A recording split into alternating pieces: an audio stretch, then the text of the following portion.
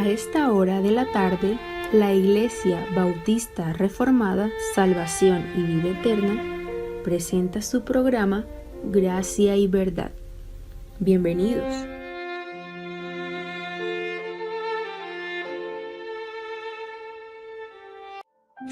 Muy buenas tardes, amados oyentes de su emisora Radio Tropical de la cadena radial La Libertad.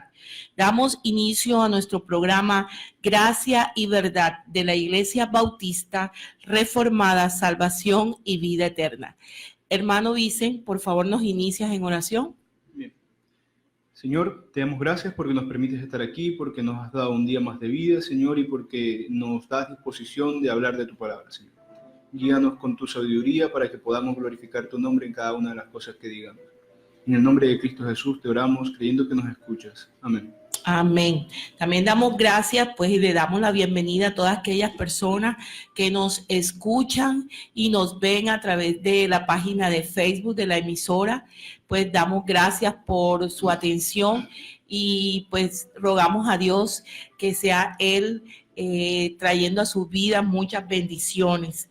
También pues damos gracias por la vida del hermano Vicen Morán, que hoy, como estos sábados, pues nos está acompañado. Bienvenido, hermano, Dios le bendiga.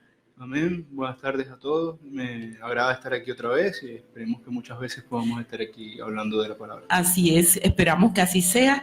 Bueno, y también nos acompaña acá en el control Roberto Bobby Orozco. Bobby, pues te damos gracias por tu disposición siempre ahí en el control de la emisora. Bueno, y también los invitamos a que nos llamen a la emisora al 349-3929, al celular, que pueden enviar cualquier pregunta, inquietud, aporte, 320-546-5636. 349-3929, 320-546-5636. Y vamos a continuar con el tema que hemos venido tratando. Dice, el lugar de la Biblia en el mundo contemporáneo. El sábado pasado dejamos el lugar de la Biblia, una pregunta que dice, ¿qué debemos decir sobre la Biblia y la violencia religiosa, o de las situaciones en donde en nombre de la religión se sustenta violencia? Le voy a pedir el favor al hermano Vicen, que nos acompañó el sábado pasado, que nos haga un breve resumen hasta dónde vamos. Y les recuerdo que nos quedó pendiente una pregunta, una respuesta de una pregunta: ¿por qué el Señor no ordena guerras ahora? Pero sí, antes de responder a esta, hermano, me gustaría que diera un resumen por aquellas personas que de pronto el sábado pasado no estuvieron en el programa, para que se ubiquen, ¿no?, del tema que estamos tratando. Bien, el sábado pasado se introdujo el tema de la violencia religiosa y nosotros tuvimos como por interés definir qué era la violencia, ¿no? Así es. Quedamos de acuerdo en que la violencia era el uso de la fuerza para obligar a otro que cumpla con algo específico. En este sentido, determinamos que puede haber violencia legítima y violencia ilegítima. El ejemplo que dimos fue la violencia legítima del Estado, por ejemplo, el castigar los crímenes con diferentes penas, ya sea con privar la libertad o con la pena capital, la pena de muerte. Determinamos que esto no podría hacerlo, por ejemplo, un ciudadano. Un ciudadano, sí, por restituir el agravio que le hicieron, no podría matar al que lo agravió, a menos que sea en defensa propia. Obviamente no estamos hablando de ese tema, de defensa propia. No podría de repente entrar a la casa de alguien que les robó y robarle. Es decir, el hombre, el ciudadano común, el civil, no tiene la potestad de tomar la justicia por sus manos, es decir, de ejercer la violencia para hacer algún tipo de restitución. La violencia en manos del individuo común, del civil, vendría a ser una violencia ilegítima, contra ley. ¿Un ejemplo? Mientras que, por ejemplo, vamos a usar el mismo ejemplo de la semana pasada. Si a mí me mata un familiar, realmente lo justo, bíblicamente hablando y civilmente hablando también, aquí particularmente en el caso de Colombia esa ley no se aplica, pero lo justo, vamos a hablar en términos generales, es que la persona que ha quitado una vida pague con su vida, lo que se conoce como pena capital. En muchas partes del mundo se implementa. Ahora, hablemos del caso de aquí. Aquí no existe la pena de muerte. Una persona que ha atentado contra la vida de otro tiene ya previsto cierta cantidad de años que va a estar preso. Penas incluso de décadas. Ahora, yo no podría decir, bueno, la ley hace que un asesino se le prive de su libertad durante décadas, entonces yo lo voy a tomar, voy a hacer un cuarto cerrado en mi casa y lo voy a tener ahí y alimentarlo con pan y agua durante décadas. Sí. Porque yo diría, no, yo estoy haciendo algo que la ley prescribe. Pero resulta que estoy tomando atribuciones que no son mías. No está en mí ejercer ese castigo, sino en el Estado. No está en uno ejercer esa ley. Sí, sí. ¿Es justo? Sí, pero esa violencia se vuelve ilegítima en tanto el que ejerce la violencia no tiene esa potestad. Ahora, ¿de dónde sacamos que no tiene esa potestad? No desarrollaremos demasiado ese tema, el tema del Estado. Sin embargo, sí nos da cierto indicio el capítulo 13 de la Carta a los Romanos. No recuerdo si lo mencioné la semana pasada, pero vamos a leerlo ahora. Romanos. Comportamiento del cristiano con respecto a las autoridades.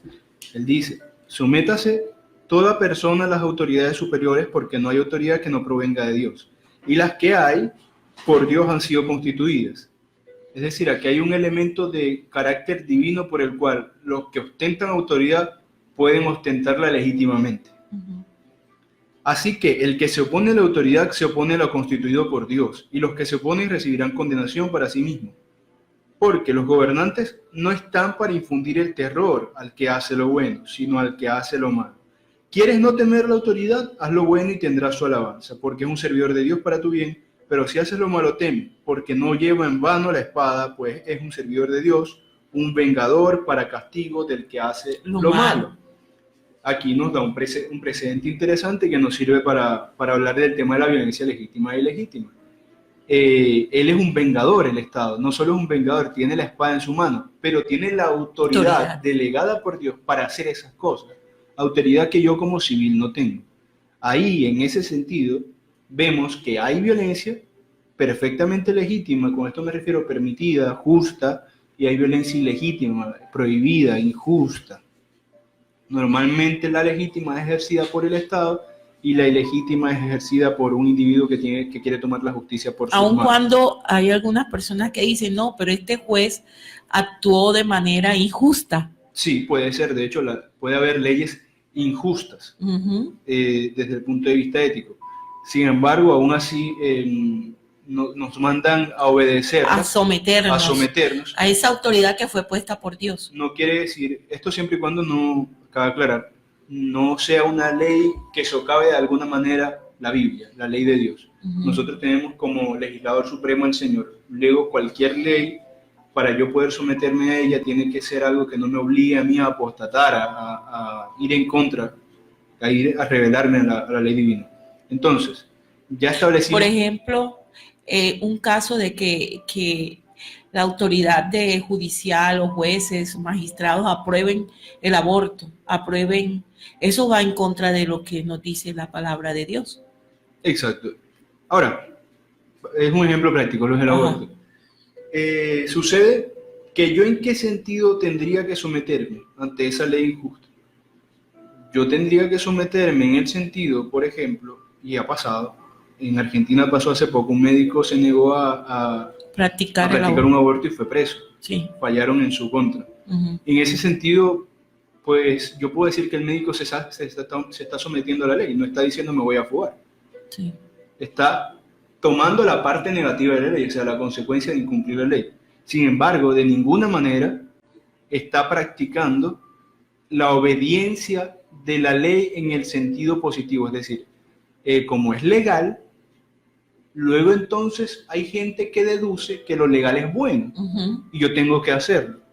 Pero ahí entramos en otro campo, no todo lo legal es bueno. Evidentemente, el aborto desde una cosmovisión bíblica, incluso desde una cosmovisión seriamente científica, es un asesinato.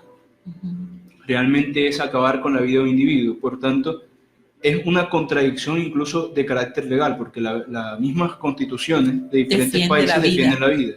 Entra en esta ficción legal en donde abortar no es ir en contra de la vida. Realmente hay un error ahí de fondo conceptualmente. Ahora, ¿cuál es la actitud, digamos, de un cristiano ante esto cuando en la misma palabra nos dice, pero someterse a ellos? O sea, ¿qué tiene que hacer el cristiano, el creyente, en un caso de esto? Desobedecer esa... Si aprueban, por ejemplo, el aborto en un estado, si aprueban un matrimonio de homosexuales, o sea, ¿cuál es el papel del cristiano ahí? Bueno, en este sentido, cuando aprueban esa ley, como veníamos hablando, realmente no te están diciendo aborto. Te están diciendo que si abortas no estaría mal, no irías preso. El problema en el caso del aborto lo vería sobre todo, por ejemplo, un médico. Pues realmente, si yo soy cristiano, yo no permitiría que mi esposa aborte. Ya, hasta ahí llego, no estoy desobedeciendo ninguna ley. En cambio, el médico sí la desobedece porque el médico se va a negar a practicar algo que supuestamente constitucionalmente está obligado a hacer. Así es. Ok, primero partimos del hecho, desde el punto de vista incluso legal, de que eso es una contradicción. O sea, realmente ni siquiera desde la legalidad, que es legítimo porque entra en contradicción de los principios fundantes de las sociedades, por lo menos las occidentales, en donde todas en sus constituciones defienden la vida. La vida. Ahora, ¿cómo debe actuar el cristiano frente a eso? Salir a la calle, utilizar los medios legales incluso para rebatir esas leyes, pedir la derogación de esas leyes, es lo que deberíamos hacer. Entonces, hay un elemento bíblico que me permite a mí resistirme a las leyes. Yo me resisto porque entiendo que eso afrenta los principios que da el Señor. Partimos de eso cuando lo hablamos de lo de Romanos. Allí yo tengo una capacidad de desobediencia perfectamente legítima. Ahí no estoy violentando la ley. Ahí yo estoy violentando la ley humana por respetar la ley divina. Amén. Así es. Por lo tanto, yo entiendo que el fin, entiendo a la luz de la Biblia, ¿no? La última, que es la Biblia, me dice que el principio ético sumo, de donde se deviene todo lo demás que es ético, es Dios.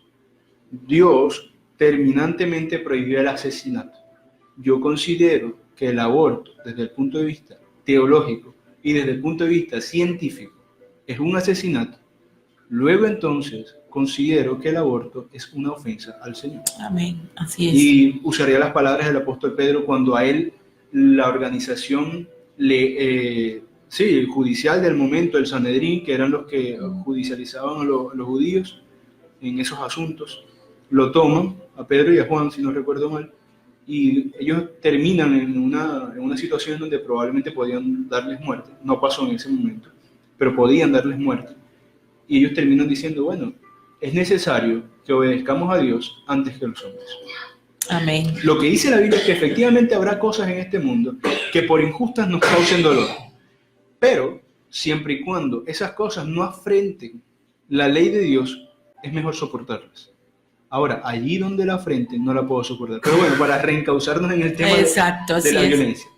Ya definimos que hay violencia legítima e ilegítima. Quedó una pregunta abierta de la semana pasada. Porque el Señor no ordena guerras ahora. No ordena guerras ahora, exacto. Entonces, para eso quiero ir a adentrarnos en la Biblia y ver un ejemplo de una de esas guerras que hubo en el Antiguo Testamento y ver por qué era legítima. Vamos a ir primero, es quizás de conocimiento general, pero voy a hacer una contextualización. Un hombre en la Biblia llamado Josué, al que se le dio la tarea de cumplir algo que ya se le venía prometiendo al pueblo desde mucho antes que él, al pueblo de Israel, de llevar a término la conquista de Canaán, de la ciudad de Jericó específicamente. A este hombre se le manda a hacer eso. Ahora, a él se le mandan a hacer ciertas cosas que para muchos parecerían como sanguinarias. Vamos a Josué, capítulo 6. Capítulo 6. La toma de Jericó. Sí, del verso 20 al 21, que aquí es cuando ya el pueblo toma Jericó y todo. Dice, entonces el pueblo de Israel gritó y tocaron las cornetas, y sucedió que cuando el pueblo oyó de la corneta, el sonido de la corneta gritó con gran estruendo, y el muro se derrumbó, el muro de esta ciudad que iban a conquistar. Entonces el pueblo subió a la ciudad, cada uno directamente delante de él, y la tomaron. Destruyeron, y aquí es donde digo que entra la parte que parece, Claro, que parece violentamente sanguinaria. Así es. Destruyeron a filo de espada todo lo que había en la ciudad, hombres y mujeres, jóvenes y viejos, hasta los bueyes, las ovejas y los asnos. Luego en el 22 dice, Josué dijo a los 2 hombres que habían reconocido la tierra, entren a la casa de la mujer prostituta y saquen de allí a ella, sáquenla de allí a ella y todo lo que sea suyo como se lo han jurado. Okay. Aquí pasan 2 cosas. Primero, en el ejercicio de la toma de Jericó, dice la Biblia que mataron a todos. A todos. Todos, sin discriminación de edad ni de sexo, ni de rol civil. No importaba si unos eran soldados o si otros no eran soldados. Si eran ancianos, no niños. importaba nada de eso. Los mataron a todos, sin embargo. Hasta los animales, dice que destruyeron. Sí. Todo. Sin embargo, Dios salvó a una mujer y a la familia de esa mujer. Vamos entonces, antes de hablar de estos 2 elementos, en el mismo elemento de destrucción hubo uno de salvación. Uh-huh. Vamos a ver por qué Dios ordenó esto, para ver que esta violencia no fue violencia al azar ni ilegítima. Claro, partimos del presupuesto de que Dios es santo, luego no puede hacer nada que no sea santo. Sin embargo, es bueno que vayamos a las fuentes bíblicas que nos dicen las razones por las que Dios hace las cosas. Uh-huh. Vamos al libro de Deuteronomio, capítulo 18. Deuteronomio 18. Verso del 9 al 14. Dice, esto en el contexto de que ya se les venía prometiendo que iban a tomar una tierra y todo esto. Entonces Dios les habla con respecto a esa tierra que iban a tener en el futuro, después, en los días de Josué. Cuando hayas entrado en la tierra que el Señor tu Dios te da, no aprenderás a hacer las abominaciones de aquellas naciones.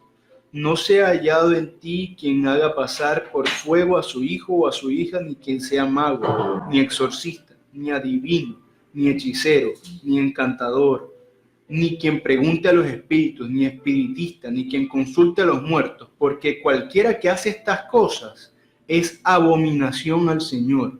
Y por estas abominaciones el Señor tu Dios los echa delante de ti. Serás íntegro para con el Señor tu Dios. Estas naciones que vas a desalojar escuchan a quienes conjuran a los espíritus y a los encantadores, pero a ti. Lo que pasó con este pueblo de Canaán, al cual por mano del liderazgo de Josué invadió el pueblo de Israel y mató a todos, lo que pasó allí fue un ejercicio de la justicia divina. Todos estos hombres tenían un estado moral deplorable. Estaban en una desobediencia radical al Señor. Esto creo que ya lo hemos tocado otras veces, sin embargo, es bueno no olvidarlo. La Biblia dice claramente que la paga del pecado es muerte. Ahora, entendamos bien algo aquí. El que legisla la ley con respecto al pecado es Dios, no el hombre. Por eso, Dios, en el ejercicio de legislador, puede, de forma legítima, ordenar el castigo merecido por la ofensa. El castigo merecido por la ofensa es la muerte. Así como los legisladores humanos pueden ordenar la pena capital para un asesino, entonces Dios puede ordenar legítimamente la pena capital para un pueblo entero que estaba en una rebeldía flagrante y comprobada ante la ley de Dios. Dios no hizo nada más. Nada ilegítimo. Nada más que ejercer el cumplimiento de su ley. Ahora, ¿por qué no lo hace Dios ahora? Así es. ¿Por qué no ordena guerras ahora? Cuando vemos este tipo de hombres de pecado en la actualidad. Exacto. Fíjense que esto que digo no quiere decir que Dios no permite guerras. Uh-huh. De hecho, si existen, las permite. Todo lo que sucede es porque lo permite Dios. Ni tampoco quiere decir que no haya razones genuinas y justas para que haya una guerra. Lo que quiere decir es lo que efectivamente estoy diciendo, de forma llana, sin sentidos ocultos. Dios de su boca en la actualidad no ordena guerras. Él no desciende y le dice a alguien, ve, invade a tal nación o haz tal cosa. ¿Por qué? ¿Será que la Biblia nos da alguna razón para entender eso? Bueno, vamos a leer dos textos en particular del Nuevo Testamento. El primero está en Juan 18. Búsquelo, hermano, y me lo lee. Juan 18. Juan 18. Versículos del 33 al 36. Y dice, entonces Pilato Jesús y le dijo, ¿eres tú el rey de los judíos? Jesús le respondió, ¿dices tú esto por ti mismo o te lo han dicho otros de mí? Pilato le respondió, ¿soy yo acaso judío? Tu nación y los principales sacerdotes te han entregado a mí. ¿Qué has hecho? Respondió Jesús, mi reino no es de este mundo. Si mi reino fuera de este mundo, mis servidores pelearían para que yo no fuera entregado a los judíos. Pero mi reino no es de aquí. Ok. Mi reino no es de este mundo. Esto nos guía un poco. Y para entenderlo bien, tenemos que entrar ahora en un concepto que está relacionado con la forma en que se rige un Estado. Nosotros, en la actualidad, no estamos dentro de un Estado heteronómico. Es decir, yo no me mando a mí mismo, yo no vivo según la ley que me impongo yo, sino que yo vivo según la ley que me impone un externo. En este caso, el grupo político que rige la legislación del grupo. Bien, en ese momento Israel no vivía ni en autonomía, que es eso que yo mismo me impongo, o sea, una anarquía, cada quien hace lo que quiere, ni vivía en heteronomía, tampoco vivía en una ley del otro, o sea, de otros hombres que le imponían leyes, sino que Israel vivía en una organización estatal conocida como teonomía, de teos, Dios, nomos, ley. Sí. Vivía en una ley no impuesta por sí mismo, ni impuesta por otros hombres, sino que su estado era regido bajo la ley impuesta directamente por Dios. Ahora, estaremos de acuerdo que un Dios perfectamente santo, un Dios perfectamente justo y un Dios que todo lo sabe y que todo lo puede, es un legislador perfecto. Un legislador que nunca falla injustamente. Claro. Es decir, nunca le da a alguien un castigo que no se merece. En ese sentido, como el Estado no estaba guiado por hombres, ni por los juicios humanos que pueden fallar, sino por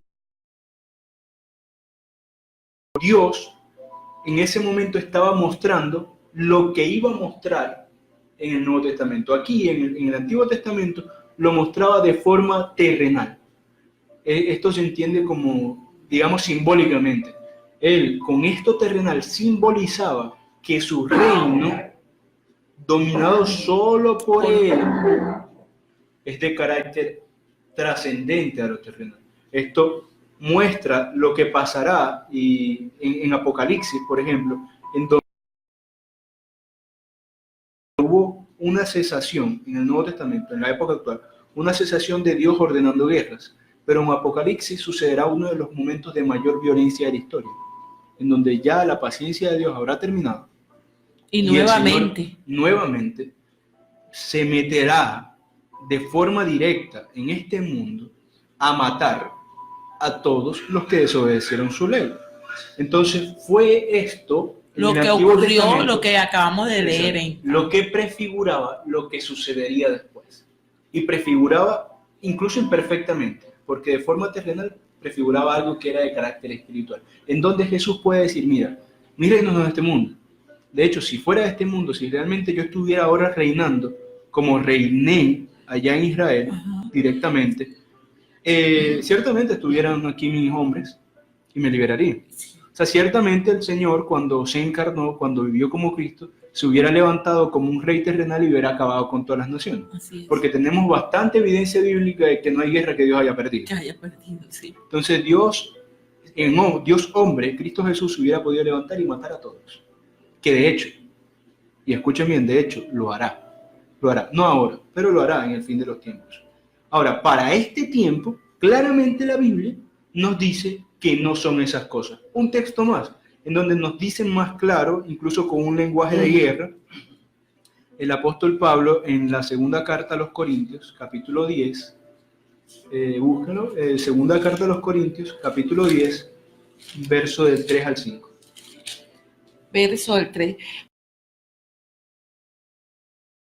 No militamos según la carne, porque las armas de nuestra milicia no son carnales, sino poderosas en Dios para la destrucción de fortaleza, derribando argumentos y toda altivez que se levanta contra el conocimiento de Dios y llevando cautivo todo pensamiento a la obediencia a Cristo. Amén. Así como ya tenemos este indicio, allá en el antiguo Israel veíamos una nación gobernada directamente por Dios. Ahora, en esta realidad, después de Cristo, vemos que ya el reino que ese Israel anunciaba ya se nos fue revelado.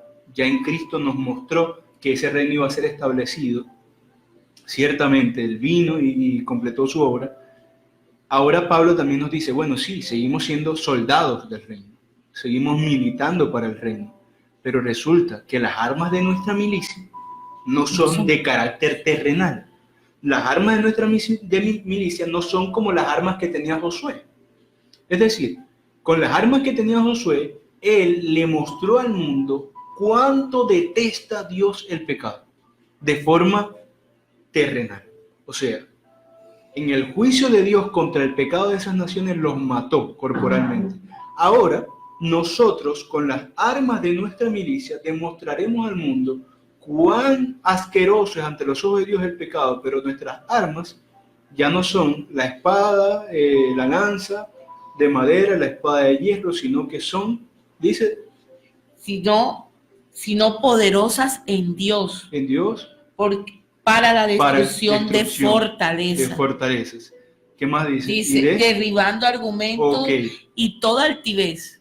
Para destrucción de fortalezas. Exacto. ¿Cuáles son las fortalezas? ¿Cómo se destruyen esas fortalezas? Derribando argumentos. Entonces esas fortalezas son de carácter cultural. Nuestra guerra tiene dos caras. Nuestra guerra es de carácter cultural y de carácter espiritual. Nosotros guerreamos espiritualmente en el sentido de que le decimos al mundo su realidad. Le anunciamos al mundo que están en pecado y que eso desagrada a Dios. Y de hecho, el Antiguo Testamento nos muestra cuánto desagrada a Dios. Tú me hablas de guerra espiritual. Sí. O sea, pero uno escucha pronto ese término en muchas congregaciones donde la gente habla de guerra espiritual, retomando tambores y dando como órdenes, decretando. ¿Es eso entonces lo mismo, hermano? No, ni se parece, esos son inventos, porque de hecho yo creo que un pasaje perfecto para explicar la guerra espiritual, porque se está utilizando un lenguaje de guerra, armas, militancia, fortalezas, se está utilizando un lenguaje de guerra en ese texto que leímos, es perfecto para ver de qué se trata la guerra espiritual. La guerra espiritual se trata efectivamente de utilizar la razón por medio del conocimiento bíblico para destruir las fortalezas de nuestros enemigos. ¿Cuáles son las fortalezas? Toda la mentira, la altivez, todo cuanto vaya en contra de la verdad divina. Por ejemplo, forma parte de esa lucha contra argumentos y la altivez humana, argumentar contra, por ejemplo, el ateísmo, contra, por ejemplo, el aborto, contra, por ejemplo, la eutanasia, el suicidio. Todo aquello que vaya contrario. Todo aquello que va contra Dios. Allí es donde el hombre de Dios está en guerra. Y principalmente, y esto ya es de carácter puramente teológico, ya no sería cultural, la principal guerra que el cristiano tiene es la lucha contra su propio pecado. Es decir, vivir una vida tratando de agradar cada día más a Dios. Vivir una vida de mayor oración, de mayor lectura de la Biblia, de mayor misericordia. Esa es la principal guerra. Esa es la verdadera guerra espiritual. Atacar nuestros propios deseos, nuestra propia carne. luego de que entramos en conciencia de que tenemos que luchar contra nuestra propia pecaminosidad, Así es. ahora salimos al mundo para luchar esa batalla de dos vertientes, que es el carácter espiritual, mostrando la pecaminosidad del mundo y dándole, por supuesto, porque no sería evangelio, dándole la buena noticia de que el Señor descendió, se humilló haciéndose carne para morir por todo aquel que creyera. Darle a entender al mundo que solo en Cristo hay salvación. Esa es la parte espiritual. Y la parte cultural, o si se quiere, moral. De darle a entender al mundo que incluso desde términos prácticos, esa forma de vida que plantea es atroz, es destructiva. Aquí hemos podido entender que la violencia ejercida por Dios en el Antiguo Testamento fue una violencia perfectamente legítima. Y cualquier violencia, y aquí es donde entra el tema de la violencia religiosa, cualquier violencia que alguien en la actualidad quiera ejercer contra otra comunidad humana, con incluso el argumento de decir que está haciéndolo en el nombre de Dios, es decir, mira, esa comunidad... Como el hecho, hermano, de que uno escucha de que alguien asesina a otro porque él cree que Dios le ha ordenado que mate en su nombre. Un ejemplo. La ley Sharia, que es tema de la Sharia, este tema de la ley de los musulmanes, Ajá. ve como cosa buena y honorable matar a los infieles, utilizando el lenguaje de ellos, los infieles. ¿Quiénes son los infieles? Todos los que no sean musulmanes. Ajá. O todos los que no practiquen el Islam. Todo aquel que no practique el Islam merece la muerte porque en términos incluso de película, ¿no? de ciencia ficción, son las fuerzas del mal contra las fuerzas del bien. Resulta que ellos son las fuerzas del bien. Y legítimamente, según su razonamiento, pueden matar a todo aquel que sea la fuerza del mal. Lo que pasa es que en ese sentido, la fuerza del mal no es un asesino, no es un ladrón, sino que es todo aquel que no comulgue con su pensamiento. Eso realmente no tiene ningún sustento bíblico. Ahora, ¿por qué digo sin ningún sustento bíblico? Porque uno me dirá, bueno, pero ellos no creen en esa misma Biblia. Ese es el objetivo de todas estas series de programas que hemos estado haciendo. ¿Cuál es el lugar de la Biblia en la sociedad actual? El lugar de la Biblia en la sociedad de todos los tiempos siempre ha tenido que ser y siempre ha sido el centro. De la Biblia debe emanar todo razonamiento ético, todo razonamiento incluso científico, porque de allí mana la vida, de allí se habla de la verdad. ¿Quién es la verdad? Cristo. Todo esto que ellos dicen no es que como en su sistema es legal y es moral, entonces para ellos está bien, no. Porque nosotros no creemos en una moralidad en función de un individuo o en función de la cultura de alguna sociedad, sino que creemos que la moralidad es en función de la Biblia, puesto que la Biblia es el reflejo del carácter de Dios.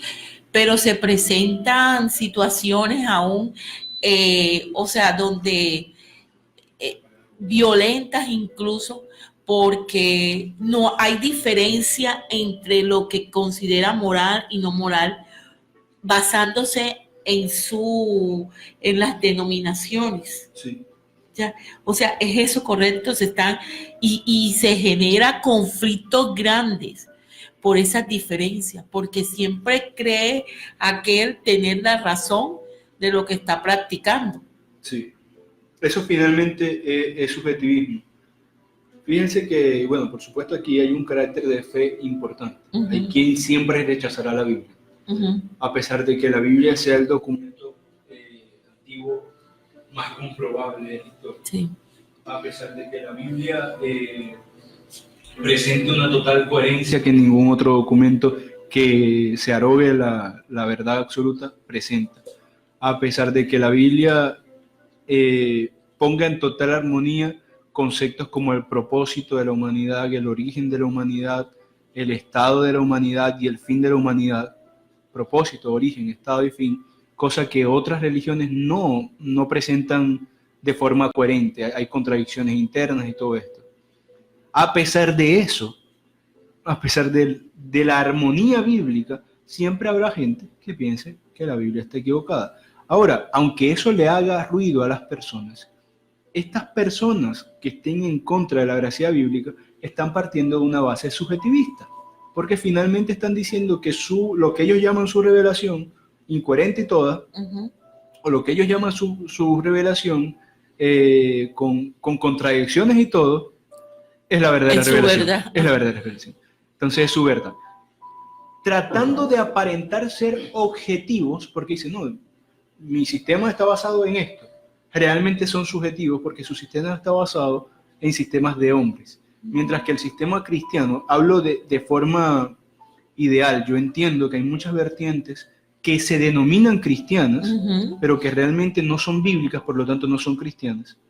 Ahora, hablando idealmente, el sistema cristiano, el bíblico, el que entiende todo lo que tenga que ver con su fe y su práctica a la luz de la Biblia, es un sistema profundamente y el más objetivo de toda la humanidad, porque tiene como centro de cohesión de todas sus ideas la verdad verdadera, la verdad absoluta, ahora, la suma realidad, el Señor, Dios. Ahora, ¿qué debemos hacer como cristianos? O sea, respetar, o sea, somos llamados a la no violencia y de pronto estar en desacuerdo con esas creencias nos llevaría pues a hacer lo contrario, o sea, no respetar a los demás. Sí. ¿Qué debemos hacer ante esa posición, ante esas creencias religiosas? Bueno, no solo ante las creencias religiosas, sino en general, no, ante cualquier idea diferente. Nosotros vivimos en la era de la, entre comillas, para los que no me ven, entre comillas, tolerancia. Supuestamente, un buen hombre, un hombre políticamente correcto, debe tolerar las ideas de los otros, debe tolerar al que piensa diferente, al que vive diferente. En cierto sentido yo pudiera decir que estoy de acuerdo, si no fuera porque el concepto de tolerancia de muchos parece que es el siguiente. Tolerar es no solamente no violentar al que piensa diferente, sino aplaudirle, darle una palmada de la espalda y decir sí, así. O sea, ya en la actualidad, en la mente de la gente, parece que la tolerancia ya no tiene que ver con el no violentar para que cambie de parecer, sino que tiene que ver con el apoyar cosas que a mí no me parecen. Eso no es tolerancia, eso es complicidad. Eso incluso es inmoralidad, porque yo negociaría la verdad. Eso es la más grande expresión de subjetivismo, que incluso es uno de los temas que más hemos atacado aquí desde este programa, el subjetivismo. Cualquier sociedad que sea subjetivista es una sociedad destinada al fracaso, a la destrucción, porque no tienen fundamentos firmes para nada. Todo es en relación a individuos. Ahora, ¿cómo debe hacer el cristiano? Bien, ¿debe ser tolerante? Sí, pero ¿en qué sentido? Vamos a darle el correcto sentido. ¿Cuál es la intolerancia? ¿Cuál es el correcto sentido de la tolerancia? ¿Y cuál es la intolerancia religiosa? Exacto. Ser tolerante, primero, ser tolerante es poder estar en espacio de convivencia con otros sin, por medio de la violencia, yo querer hacer que esos otros piensen como yo. Sin eso querer yo imponer lo que eso es tolerancia. Ahora, ¿qué no es tolerancia? ¿O qué vendría a ser intolerancia? Lo que vendría a ser intolerancia es que yo de alguna forma, como los ejemplos que damos, las guerras y todo eso, o la ley incluso, yo digo, bueno, todo el que no es cristiano en Colombia va preso. Eso sería intolerancia.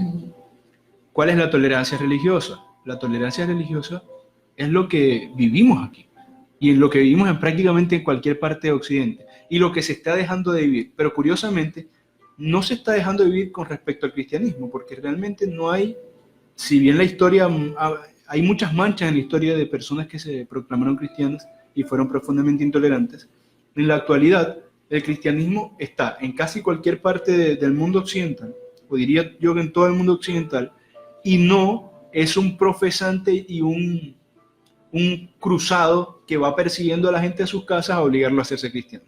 O sea, vivimos en un escenario de tolerancia en donde yo efectivamente presento mis ideas, digo que estoy en desacuerdo con otros, sin embargo no ejerzo violencia para que piensen como yo, pero la intolerancia que se está empezando a ver es la intolerancia ante el cristiano. Y ahí es donde vemos el ejemplo de intolerancia. El ejemplo de intolerancia religiosa grande es que hay que respetar lo que piensen todos menos lo que piensen los cristianos. Sí. De hecho, da hasta risa. Resulta que todas estas personas que supuestamente luchan por los falsos derechos del aborto y los falsos derechos del matrimonio homosexual y los falsos derechos de la eutanasia. Dicen que son los más grandes defensores de la libertad. Sí. Pero esas luchas las hacen en países que son libres.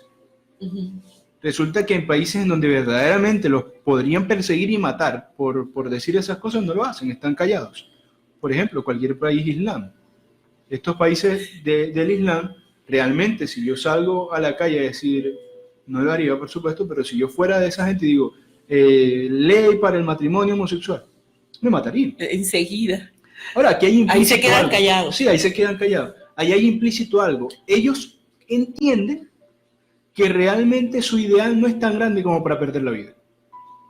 Porque si ellos verdaderamente pensaran que su ideal es una cuestión loable, magnífica y que va a cambiar al mundo, estarían dispuestos a perder la vida, como mucha gente pierde la vida por tonterías. Ahora, no pasa así. Ellos luchan, ahorita no están luchando, estos, y para hablar con nombre, los posmodernistas, los que hacen los lobbies LGBT, TTI más, toda esta gente, los que apoyan el aborto, los que apoyan la eutanasia, los que apoyan el matrimonio, ellos no están luchando por la tolerancia. Ellos están luchando contra el cristianismo, que es diferente. Tolerancia es poder, para repetir, para cerrar la idea, es poder. Por eso nos estar, llaman intolerantes. Sí, nos llaman intolerantes. Poder estar en el mismo espacio de convivencia con otro sin ejercer la violencia para que piense como yo. Eso es tolerancia, nada más. La tolerancia va de la mano con la libertad de expresión. Y si yo no puedo expresarme de manera tal que eventualmente alguien se ofenda con lo que yo digo, no tengo libertad de expresión. De hecho, en cierto sentido, la libertad de expresión es libertad para ofender. De eso me protege. A mí la Constitución me da libertad de expresión porque se presupone que habrá cosas que yo diga que no le gusten a otros. Y la libertad que yo tengo es de que ese otro no venga a callarme porque no le gusta. Así es. De hecho, aquel otro tiene la libertad de refutarme. Así es. O sea, ellos sí no son intolerantes porque uno no esté de acuerdo con lo que ellos proclaman su verdad. Ahora, es algo muy importante cuando hablamos de la violencia, nos vamos como que a la guerra y hay un tema contrario que es la paz, ¿verdad? Sí. O sea, ¿qué es la paz en la religión? ¿Qué es la paz en el cristianismo? Mejor. O sea, ¿qué es la paz en el cristianismo, hermano? Bueno, la paz es Dios. Amén. Realmente el cristianismo presenta un escenario realista de este mundo. Jesús le dice poco antes de partir, poco antes de su crucifixión, su resurrección y ascensión, les dice a sus discípulos, mi paz. En el mundo tendréis aflicción, le dice muchas cosas, le dice a sus discípulos directos en particular que ellos iban a ser perseguidos, azotados, asesinados. Y al final termina diciendo que Él les decía esas cosas para que en Él tuvieran paz. O sea, es como contradictorio. No les decía, los van a matar, los van a perseguir, los van a latigar, les van a hacer injusticia, pero yo les digo esto para que tengan paz. Suena raro, pero Él continúa diciendo, yo no doy, o sea, esta paz que tienen, más adelante dice, que yo les dejo, no la dejo como el mundo la deja, no doy una paz como el mundo la da. ¿Cómo da la paz al mundo? Sucede que en el mundo la paz se entiende como la ausencia de violencia. De violencia, sí. O sea, la ausencia de guerra. Si los países no están en guerra, entonces están en paz. Sino que Jesús dice, yo no la doy así, sino que no se turbe vuestro corazón ni tenga miedo. Implícitamente, si leemos esa afirmación de que la paz que Jesús nos deja no es como la paz del mundo, y que va a haber razones frente a las cuales nosotros tengamos que recordar esa promesa para que nuestro corazón no se turbe ni tenga miedo, y luego leemos en el resto del Nuevo Testamento que estamos en constante guerra, lo que Jesucristo está diciendo es que la verdadera paz es poder descansar en Él a pesar de que nos persigan y nos maten por defender la verdad bíblica. De que a pesar de que estemos en guerra con el mundo, porque el cristiano está en guerra con el mundo, me refiero al sistema, el cristiano está en guerra con el sistema de valores del mundo que quiere normalizar lo que es pecado, que quiere normalizar la muerte desde la concepción, que quiere normalizar el suicidio con la eutanasia, que quiere normalizar la destrucción de la familia con el matrimonio homosexual, a pesar de que el cristiano está en esa constante guerra que le puede ocasionar cárceles, persecución, burlas, Jesucristo nos da una paz, no como el mundo la da, sino que nos da una paz que aún en medio de guerra sigue siendo paz. La paz suprema es descansar en Cristo. Él es el reposo. Él es la paz. Él es la paz. El príncipe de paz, el rey de paz, el Señor de la paz. El Señor, Dios, el Dios de la Biblia, Él es la paz. Nos encontramos otra vez con que, como muchas otras cosas en la Biblia, la paz, así como la verdad y la justicia, no se identifica con un concepto abstracto, sino que se identifica con una persona. La paz es Dios. Poder descansar en Él a pesar de la aflicción. No es la ausencia de guerra. De hecho, el cristiano vive en constante guerra, en algunas épocas más, en otras épocas menos, en algunas épocas de forma más cruenta, muerte física y todo, en otras solamente persecución intelectual, pero siempre vivimos en guerra. Desafortunadamente, como decía, normalmente todo el mundo piensa que el estar en paz es ausencia de problemas, ausencia de conflictos, de guerra, y en realidad no es eso lo que quiso decir el Señor. Para nada. Así es. De hecho, realmente, y para eso voy a leer ahora un texto, realmente creer que en este mundo podemos lograr paz es una contradicción con la Biblia. ¿Por qué? Vamos al capítulo 5 de Romanos. Romanos 5.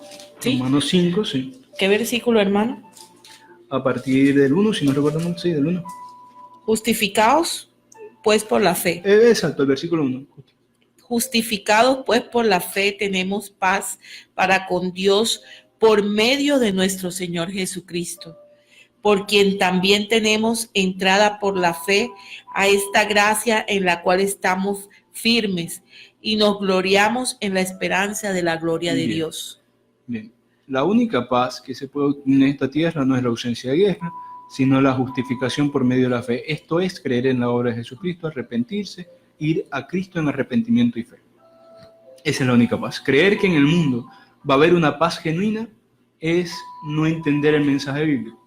Puede haber ausencia de guerra, puede haber incluso países moralmente aceptables, puede haber países que defiendan de alguna manera la moral cristiana, sin embargo siempre va a haber incrédulos, y allí donde hay incrédulos no hay paz. Así es. Porque el hombre está enemistado con Dios. En ese sentido, realmente la paz es un ideal que en este lado de la eternidad, o sea, en la tierra como la conocemos, es inalcanzable. A lo que nosotros podemos aspirar es que las naciones por lo menos se dirijan a tener otra vez, como antaño, las naciones occidentales, a tener otra vez como base de su conducta las Escrituras. De modo que en medio de esta guerra constante que podemos vivir, haya por lo menos la mayor tranquilidad posible. Sin embargo, entendemos que esa es una paz desde un punto de vista humanista. Humano. Ahora, la paz verdadera es ser cristiano, realmente. Ser creyente. Sí. Así es.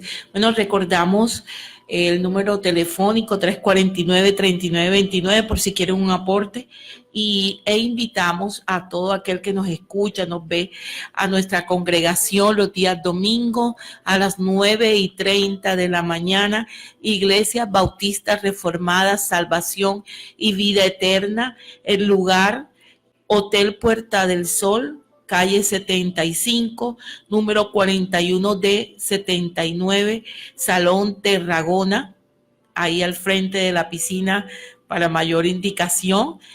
Hotel Puerta del Sol, calle 75, número 41D 79. Mañana, domingo, 9:30 de la mañana.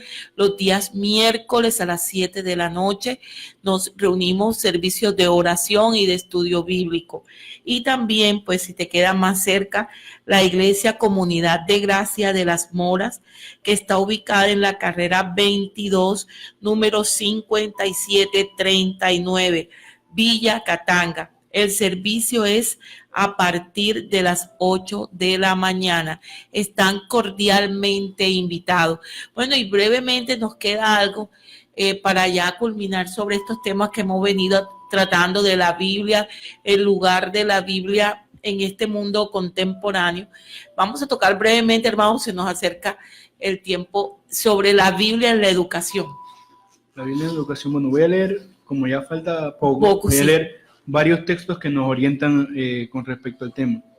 Por ejemplo, uno de estos es el libro de Proverbios, capítulo 12. Proverbios 12, Verso 1. verso 1. Proverbios 12, verso 1. Va buscando otro para agilizar. 12, 1. Y dice, el que ama la instrucción ama la sabiduría, mas el que aborrece la reprensión es ignorante. Ok, el que ama la Instrucción. Ama la sabiduría. Y más el que aborrece la reprensión es ignorante. Bueno, otras veces hemos dicho que el libro de Proverbios es específicamente eso, un libro que reúne ciertas máximas con respecto a la vida, a la sabiduría. Y todo el libro de Proverbios, no solo en este texto, uno que escogí ya, pero todo el libro de Proverbios se podría decir, aparte de orientaciones éticas, que es una oda, una alabanza a la verdadera sabiduría, al conocimiento, entendiendo que el fin último del conocimiento es Dios. Pero, ¿qué dice la Biblia acerca de la educación? O para ser más específico, ¿qué dice la Biblia acerca de educarse, que es cosa de sabios? No solo que es cosa de sabios, sino que es agradable a Dios. No solo que es agradable a Dios, sino que si uno se educa, o sea, si realmente en la educación se tiene presente cuál es el fin de ella, la educación es un medio por el cual se puede llegar a Dios. De hecho, a Dios le plació que por medio de la predicación fuéramos salvos, solo por medio de creer la predicación, creer la obra de Cristo. Y que uno de los medios para tener una mejor comunión con Él es la Biblia. Y la Biblia está escrita. Luego es necesario, y es algo histórico interesante, porque hubo épocas de gran analfabetismo y todo eso, podría hablarse otro día, es necesario que alguien para leer la Biblia sepa leer. Claro. Sepa leer. Esas cosas, como otras, incluso en otros capítulos mencionamos, como por ejemplo la ley, el valor de la ley en la Biblia, incentivan al cristiano a educarse. Moisés recuerda al pueblo de Israel que a sus hijos les cuenten todas las cosas que Dios hizo por ellos y que le hablen de la ley de Dios en la mañana al levantarse, en el camino al caminar y en la noche al acostarse. Es decir, que todo el día, toda la vida del cristiano tiene que ser una vida de aprendizaje en el contexto de la educación. En este sentido, no vamos a tener tanto tiempo de desarrollar el tema, pero en este sentido vemos que la educación en la Biblia es un mandato. Realmente es un mandato en primer lugar porque es el medio por el cual se conoce al Señor. En segundo lugar, vemos que la educación en la Biblia es principalmente responsabilidad de los padres. Para eso también voy a leer Proverbios 22, 6, donde dice, instruye al niño en su camino y aun cuando sea viejo no se apartará de él. Es decir, es una responsabilidad que recae sobre los padres. Luego hay escuelas en donde terceros le enseñan a los hijos, es comprensible, hay cosas que los padres no dominan, hay áreas de conocimiento que a lo mejor sí dominan, pero lo dominan mejor los maestros, o a veces lamentablemente por cuestiones de tiempo, los padres, no es el ideal, pero a veces los padres no tienen el tiempo suficiente para brindarle al hijo una orientación más completa. Sin embargo, todo el peso de la educación de un niño, bíblicamente hablando, no recae sobre la escuela, qué mala escuela es, o qué malos maestros son, o esos maestros no tienen vocación de enseñar, no. Debe recaer sobre los padres. El peso de la educación recae sobre los padres. Y ojo, que como ahorita, en la actualidad, pareciera que las personas le delegan al Estado o a la escuela de turno la responsabilidad de educar a los hijos, el pensamiento está siendo adoctrinado en estados autoritarios en donde se enseña lo que ellos imponen. Por ejemplo, estas cosas de las que hemos hablado, en donde se normalizan una serie de cosas que no son normales. Uh-huh.